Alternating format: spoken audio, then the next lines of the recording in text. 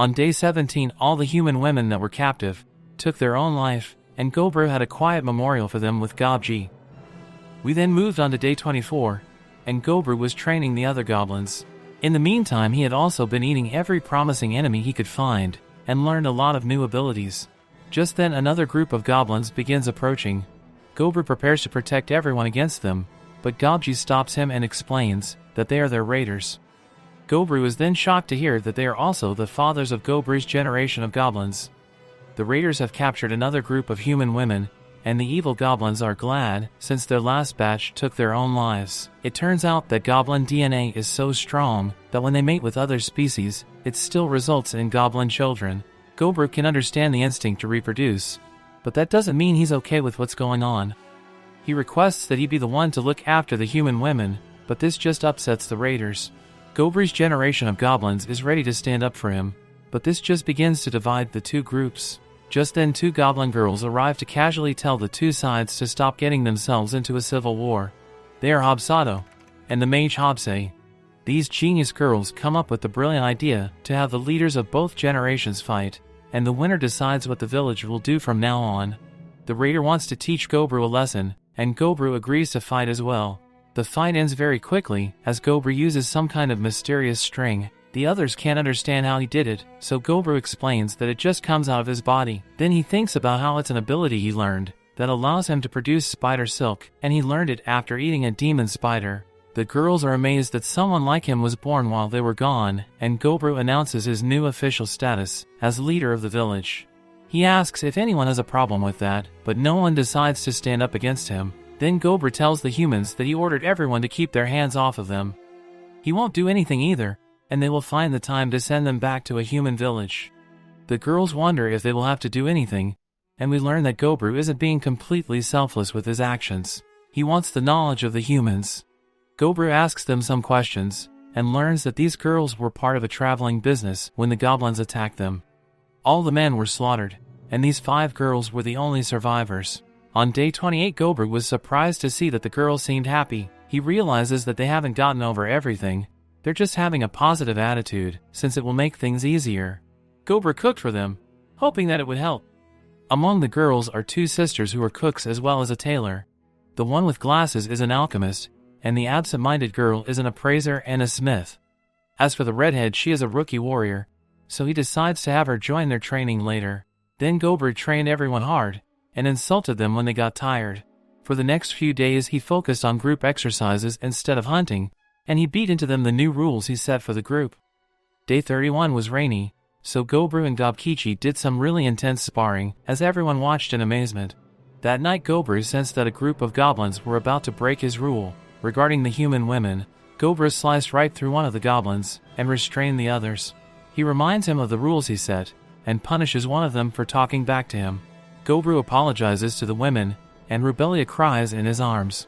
The other goblins arrive, so Gobrou instructs Gobkichi to take the restrained goblins outside. He also has Gobmi gather the other goblins, so they can watch what he is about to do. Outside, Gobrou sends a message to the others, by using these guys as an example. He beats them relentlessly, and makes sure that everyone really understands their village rules. Everyone gets the message loud and clear, so Gobrou dismisses them. Gobrou just shows of ending their lives, which meant that Hopkin, who got the worst of the punishment, passed away the next morning. On day 32, Gobrou's team uses their amazing teamwork once again to take down a Trihorn horse. It was pretty tough, but this just meant that he also received a ton of new abilities. Triple Strike is one of them, and it amazingly allows him to deal 3 blows with just 1 strike. That night Rubelia goes to sleep in Gobrou's bed, and he realizes that the incident from the night before must have traumatized her. Gobrou comforts her, and allows her to spend the night with him. However, when he wakes up, Gobrou finds that Gobmi joined them as well. That day they also find that the female goblin named Gob evolved into a hobgoblin as well. Overall, things have been going pretty smoothly. Gobmi runs the ranged unit, and Gobkichi is in charge of their armed forces. Hobsato handles the mobility-oriented force, and Gob has taken over rear support, which focuses on doing chores. Hobse would act as the captain of their mage force, but right now she is the only mage in their village. For the rest of this day, Gobrou leaves the training to the captains, so he can head deep into the forest to hunt a variety of prey. Gobrou tries out some demise magic, and he is shocked to see just how powerful it is, as he easily destroys one of the powerful Trihorns with one attack. Gobrou only realized after this that the magic made him overconfident as he went into the northern forest. There he finds a strange area with a ton of blood, and he remembers something that Gobrou told all the goblins. Gobrou warned them to never go into the northern forest for any reason. Inside there is a terrifying crimson monster called the Red Bear. This is where Gobrou finds himself now, and he sees that this monster easily tore through a Trihorn. The Trihorn's armor was incredibly difficult for them to pierce earlier, but it was nothing for this bear. Just then the Red Bear appears, and Gobrou acknowledges that a normal person would probably try to run away. Gobrou is not a normal person though. He wants to fight it, beat it, and eat it, to see what kind of abilities he will get. Gobrou plans to use every weapon in his arsenal, so he starts off by using Phase 1 Demise Magic. Back at the village, Gobmi becomes concerned that she hasn't seen Gobrou in a while. The others haven't seen him either, so this just makes her more worried. Back with Gobrou, he is shocked when the Red Bear sacrifices his right arm to defend against his demise spell. The bear unleashes a flurry of attacks, and Gobrou can tell that the refined skill armor he received from the Trihorn won't be able to protect him. Gobrou must go on the offensive, so he goes to attack the bear's head. He is once again shocked though when his weapon is unable to pierce its skull, and the bear sends them flying. Gobrou covers the bear in string, but it breaks free, and shockingly uses a crazy strong fire breath attack. The forest is covered in fire, and Gobrou heals his wounds. The attack was very concerning, since Gobrou had never seen or even heard of a fire-breathing bear in his past life. This is a very dangerous opponent, so Gobrou realizes that he will just have to be willing to take some damage to win. Gobrou moves in for another attack, and protects himself from the fire breath. The bear is pretty tough on the outside, but Gobrou cleverly uses the fire breath attack against the bear, and he pierces it right through its mouth. Gobrou is pleased with himself, but he is shocked to find that it isn't enough. The ferocious bear knocks him back, and Gobrou does his best to limit the damage he takes. Gobrou still took a lot of damage from the incredibly powerful attack, so he concedes that this round was a draw.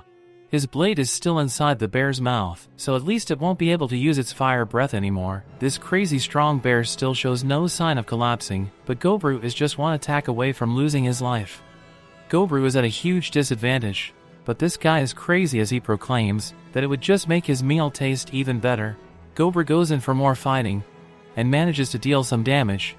It's not enough, so he tells the bear that he wants to eat him already, and he moves in for another attack. But we see that he loses an arm. On day 34, Gobrou has finally won the crazy battle, but he barely survived. Gobrou finally gets to eat the bear, and he receives a ton of powerful skills.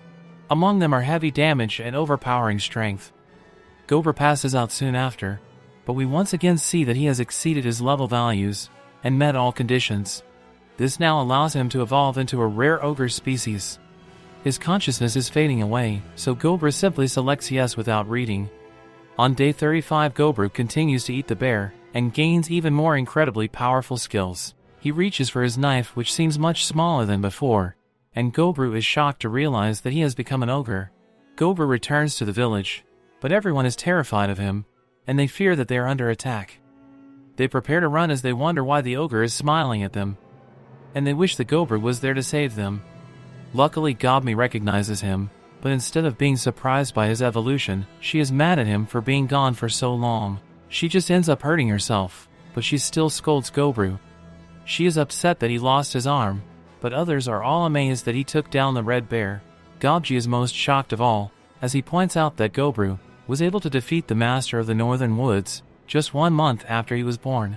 Everyone had questions for him, but Gobrou was just glad that he survived, and he was able to make it to his new home in the new world.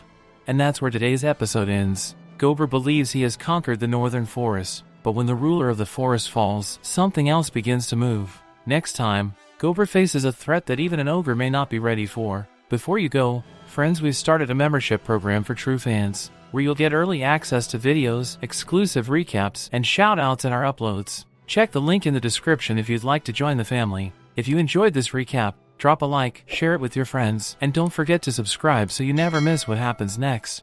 Thank you for watching, and I'll see you in the next one.